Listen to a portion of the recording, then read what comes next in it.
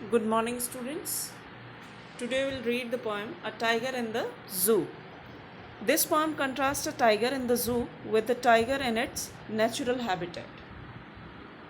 इस poem में poet जो है कंपेयर करता है एक टाइगर को उसके नेचुरल हैबिटेट मीन्स जंगल में और जू में एक टाइगर जो है उससे. ठीक है. The poem moves from the zoo to the jungle. जो पोएम है वो जू से जंगल में मूव करती है और उसके बाद फिर वापस जू में आ जाती है. तो read the poem silently once and से which stanza speaks about the tiger in the zoo. आपको पोएम साइलेंटली रीड करनी है और बताना है कि स्टेंजा का कौन से स्टेंजा में टाइगर जो है जू में बताया गया है और कौन से स्टेंजा में इसको जंगल में दिखाया गया है. Okay, so let us start. He stocks in his vivid stripes the few steps of his cage on pads of velvet quiet in his quiet rage. He stalks in his vivid stripes. Stalks means move quietly and slowly, मतलब धीरे धीरे और चुपचाप से चलना. He stalks कि वो धीरे धीरे चलता है in his vivid stripes. Vivid means strong and bright, मतलब बहुत ही गहरी और चमकदार. स्ट्राइप्स होती हैं जो धारियाँ उसके ऊपर होती हैं टाइगर के ऊपर. तो कहता है कि वो जू में जब चलता है कि कुछ स्टेप्स चलता है टाइगर अपनी गहरी चमकदार धारियों में और चुपचाप धीरे धीरे चलता है अपने पिंजरे में. On pads of velvet quiet in his quiet rage. On pads of velvet quite.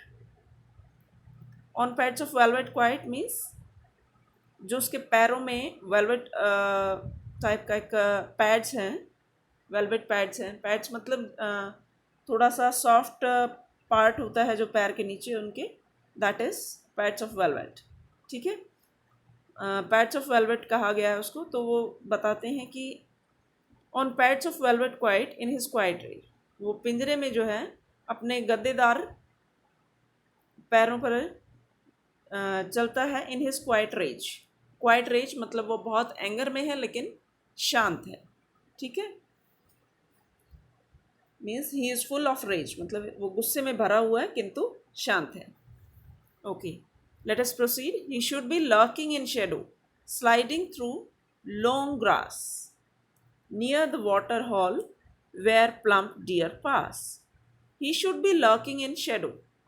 क्या बताता है पोएट? ही शुड बी कि उसको कहीं पर शेडो मतलब कहीं पर घात लगाकर बैठा हुआ ना. लर्किंग मीन्स घात लगाकर जो बैठते हैं शिकार के लिए. Lying hidden in order to attack. तो कहता है उसको तो कहीं पर घात लगा करके बैठे हुआ होना चाहिए था. स्लाइडिंग थ्रू लॉन्ग ग्रास, और बड़ी बड़ी घास में से धीरे धीरे से खिसकना चाहिए था अपने शिकार के लिए. नियर द वाटर हॉल, कहाँ पर? किसी जहाँ पानी इकट्ठा होता है वहाँ पानी पीने के लिए आते हैं सभी जानवर जंगल में. तो कहता है वहाँ पर किसी वाटर होल के पास उसको इस तरह से घात लगा करके बैठे होना चाहिए था. वेयर प्लम्प डियर पास, जहाँ से प्लम्प मतलब फैटी जो गोल मटोल से गोलू मोलू से डियर हिरन होते हैं, जहाँ से वो गुजरते हैं वहाँ पर उसको कहीं होना चाहिए था. ठीक है. मतलब यहाँ पर जंगल में उसको टाइगर को बताया गया है कि वो किस तरह से होता अगर जंगल में होता. तो ही शुड बी